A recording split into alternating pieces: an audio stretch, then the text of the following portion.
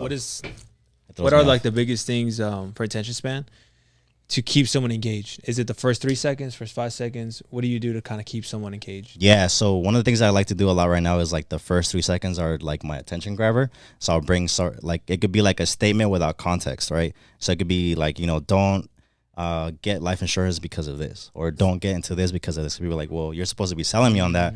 Why are you telling me not to, right? Okay. So more than likely they'll be like, all right, let me hear this, right? Takeaway. Yeah, take away. The information has to be short, sweet, straight to the point, and not as like not like big vocabulary, right? A lot of times, like as professionals in their industry, like we tend to speak our lingos, right? If I talk to you about frame rates, shutter speed, this and that, you're like, I don't know what the hell. So I have no interest in it, like right? The nugget you gave me earlier. Yeah, so it's like, for example, like with him, he was saying like financial literacy, right? Like to the average hashtag financial literacy to the average person, like it's irrelevant, right? Because if first of all they don't understand what that means, second they don't even understand life insurance, heck, they don't even understand credit. Like there's still like a barrier of entry when it comes to like properly educating your client, and you can't just create content that's gonna look cool to other people that are in your industry. Something I like, bro, is that, and I've noticed, is that when you bring on a content creator, and you correct me on this is your space, right? Like I tell a lot of my agents here, a lot of our reps, is like when you bring on a content creator, it's really important that they understand the language of your industry 100%. As well. Like understand the frameworks. They don't have to know everything, but it's really important for your content creator, if you're creating a personal brand, creating content, that whoever your videographer is, make sure they understand what you're talking about. 100%. Right? And something I like about what you have is, yes, you understand marketing, you understand branding, because there's a big difference between that, which we'll get into. Big difference. But at the same time, you understand business, you understand sales, you understand psychology. Talk a little bit about where that kind of comes from, bro, because I know you have a background in real estate. You're an investor yourself, bro. You have multiple business. You're an entrepreneur, right? So talk a little bit about that. Yeah, so honestly, that just to stem from like realizing that like you can't be a one-trick pony if you really want to be great, right? A lot of the times like we get so caught up in like the normal way of doing things. It's like, for example, like an agent, like there's so many key terms that they use, like who you work with matters. And this is no disrespect to anyone, but it's just what the traditional way of going about marketing and stuff like that is, right? So one of the things that I've came to realize is that if I really wanted to win, I had to look like the people that I was trying to work with, and I had to sound like them, right? So let's say out of that day, they had 3 meetings with 3 different content creators. I already talk like them, I already sound like them, and I already look like them. Who do you think they're going to give the opportunity to me, right? Like going showing people. Yeah, because I'm an extension of who they are. I'm a direct representation of who they are as an individual, right? So if let's say, for example, when I first started out, I was going in with how I'm dressed now with the cap and like a lot less casual. And that industry was different, right? So I had to like learn how to like pivot, adjust, and just kind of like become a chameleon in a way, in terms of like being able to position myself the right way to give myself the best opportunity, right? But like how I was saying earlier, you can't be a one-trick pony, like especially with, like you guys are doing a great job at like marketing yourselves, branding yourselves, putting out intentional content. So you're not just a financial expert, you're a content creator too. At the same time, I mean, that's kind of like us bridging the gap, because talk about educate, elevate, right? We talk about financial literacy, but really in reality, like the majority of life insurance or even kind of anybody talks about this stuff, the average age is like 50 something. Yeah, that's crazy. So the fact that we're in our mid 20s, late 20s, talking about this stuff, dressed like the way we are, especially in the Latino side, big time, huge, and that's the demographic we're trying to hit. Exactly, and trying to relate to the young people too is like, you start now, we don't got to deal with the issues that we're dealing with later in life. Yeah, people like a lot of times what I realized too is that people just like people who look cool on social media. You know what I mean? Yeah. It's like if I'm gonna work with you, when I tag you, because it's exciting for me to share a milestone or something in my life. When people go and check your stuff out, I want it to look cool, you know what I mean? Because I'm like, damn, like this guy is legit. He looks legit. Like he's driving this type of car. He looks like this. He talks like this. He does this. Like, you know what I mean? Again, you're always an extension of the person that you're servicing. So you got to like play that part too. Power association, dude. That's a great point. Chameleon. That's massive. Be a chameleon. Yeah, you have to. You talked a little bit about, you drop keywords like marketing and branding to the average person. Maybe we have a lot of people that are in real estate. We have a big Latino base as well. Yep.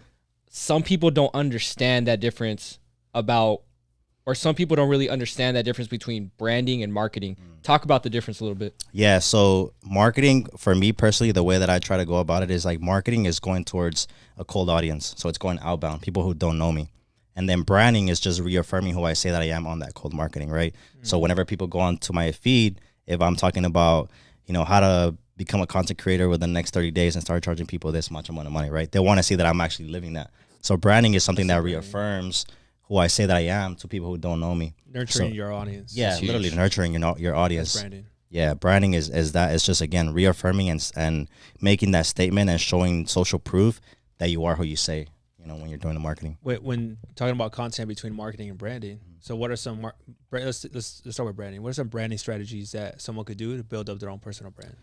Document the behind the scenes. Like the consultations, like the phone conversations. That was beautiful. Yeah, that, like, Dude, when I got so much feedback on that. Yeah, when I started doing that, it just, like, I started getting so much attention because of that. And again, these are things that we do day in and day out, but we don't think of them as content.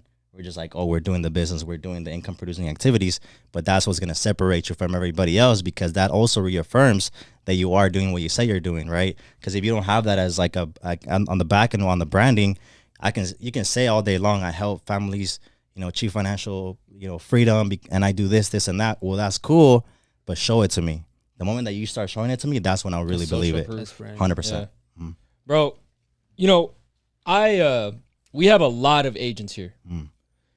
We talk with entrepreneurs all day. One of the biggest things I try to just instill in them is, like, hire a social media person. But they can't understand the value behind that. Yeah. Like, why is that sometimes? Because I know that's a moving target. Yeah, it's like a big question, right? Because I think based on my experience, it's like I could be the best at what I do, but if that person isn't ready to make that commitment and have the discipline to go after it how it should be, like, I can't save them. I can't carry them to the finish line, right? And a lot of the times too, it's like their own personal insecurities. First, they're gonna be like, I don't know what to say in front of the camera. I hate the way that I look. I hate the way that I sound. So I don't even want to try it, right? So I feel like that's probably like one of the biggest barriers of entry as to why people don't do it. It's less of it's not gonna work, but it's more of like, am I gonna make it work? You know what I mean? And that's a big difference when it comes to, like, personally speaking. Ever since I touched down with Pablo, he's huge on, like, pushing that out social media. So I never really have been before, but ever since I have, you put money, it's really an investment into your business. 100%. A massive investment, and the ROI on it has already been tremendous. And for many small business owners, I was actually just reading upon, like, especially with the recession looming on, a lot of people are actually scared about inflation, scared about marketing costs, cutting down expenses, firing people.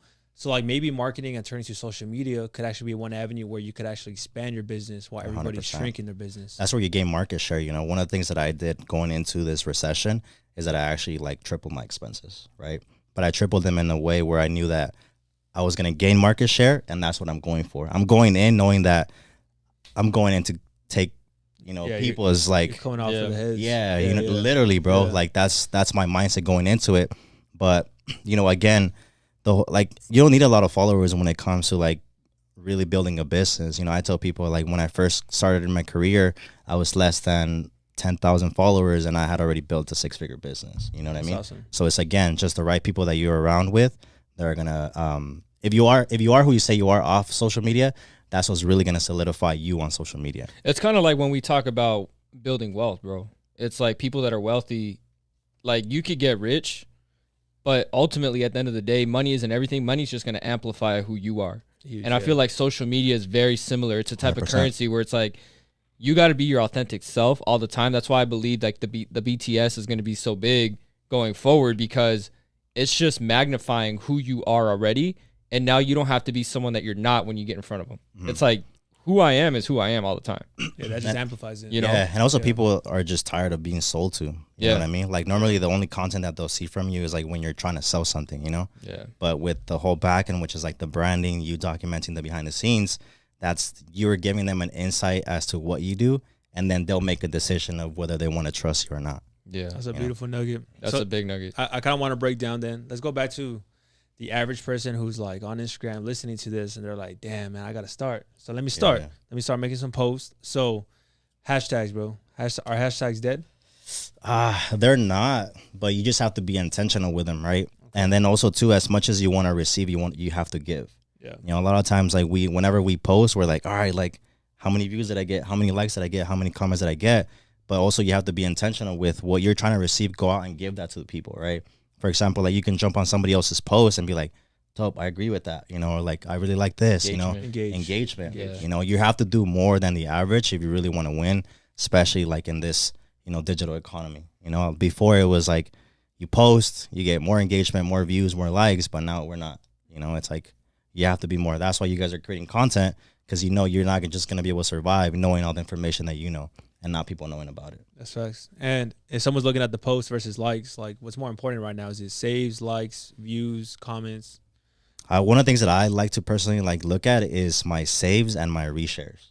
You know, when I get those, I actually prefer those, because I'm like, okay, I said something that was valuable enough for somebody to share that with somebody else. So you kind of try to do it again. Yeah, so I try to do it again, right? And then it's just, it's never like, you can't really repeat it, I guess, if you will, but you can do certain things to kind of strive for that, right? And one of the things that I was on the podcast the other day, and this might be something that works for you guys, is that I don't chase a viral video. I'm much rather chasing a viral sound.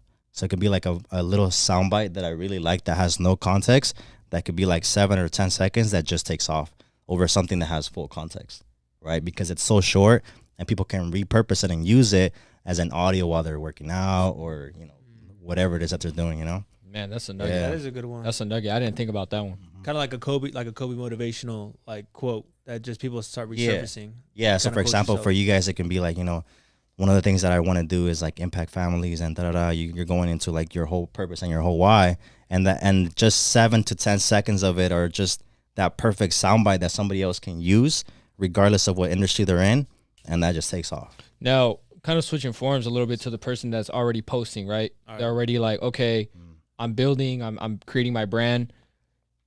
It could be a lot to post on so many. It could be a lot to post like on a lot of different social media platforms. What's the number one platform you're seeing right now? Because I hear a lot like demographics obviously has a big part to do with that. Like, what would you say is the number one platform to be posting on right now? For me personally, and my clients, they focus heavy on Instagram, because that's where they have the majority of the right people, right? Yeah. But then the second one after that would be TikTok, because one video just has the potential to take off, and then that traffic is driving back to your IG to see everything else that you got going on, right? So I would say those are the top two. There's always going to be noise. There's always going to be like, go to YouTube Shorts, because they're going to start paying creators, but that's irrelevant to you if you aren't already posting consistently. Right. And you're not so much focused on the money that's going to come from the YouTube Shorts, which is practically almost nothing compared to the ROI that you would if you're posting on IG and TikTok over something that you can sell as a service, right? So that's the psychology that I want people to have that are in business, is don't focus so much on the platform that's getting hyped up, but focus on the one where you can make the most amount of return on your investment by dedicating that much amount of time. So for me, IG is that. I much rather post on my IG and forget about YouTube Shorts, forget about Facebook, forget about TikTok if I had to, because my audience my ROI is always on IG. When you're looking at when to post, what time does it matter what time to post? For me personally, I like after 6, because I feel like that's 6 a.m. or 6 p.m. 6 p.m. Okay. Yeah. Not in the morning? It depends. Like if it's in the morning, like it has to be like something like entertainment wise, you know, but if you're really trying to sell and you're really trying to like, you know, do something, it's 6 p.m. You got to think about it this way, right? Whenever you're on Amazon.com trying to find for something, normally when are you? Nighttime, right? Yeah, that's true. You're in your bed, you're scrolling, you're buying. You know what I mean? You're like, you know, motivational maybe in the morning. Yeah, maybe in the morning. Inspirational, I guess. Yeah, but then at nighttime, it's like I'm trying to buy something, right? Good. So when they're laying down, that's where in the mood, right? So if you're ready, available right then and there. So, all right, bro. Another question I got for you too now is running ads, right? That's a big one. A huge one. Because you've been talking to me about potentially running ads on a couple of different things. Talk to us a little bit about that. Because that's something I want to get into as well. Yeah, because that's the missing piece when it comes to like, you know, really leveraging social media, right? And a lot of what I'm noticing now is like, again, like the short pieces that I've been doing for you, bro, like those are really catching on. Big time. Yeah, at first it was like fire. Yeah, because they look fire, right? They look great. And then Marcus said something that was like, okay, like these are dope, but are they gonna perform? And I was like, oh shit, you know what I mean? That's really where you put your money. Yeah, it's like that's where you put your money where your mouth is, right? And then maybe like it was like a day or two, he was like performing, You know what I mean? Yeah. It's like people are taking They've been notice. performing on mine, bro. Which analytics does markets look at as is someone who basically wants to put money into it? Like, what analytics are they looking at to see like it is performing? So for him, I mean, I can't really get into detail in terms of like course, what of he's course. doing.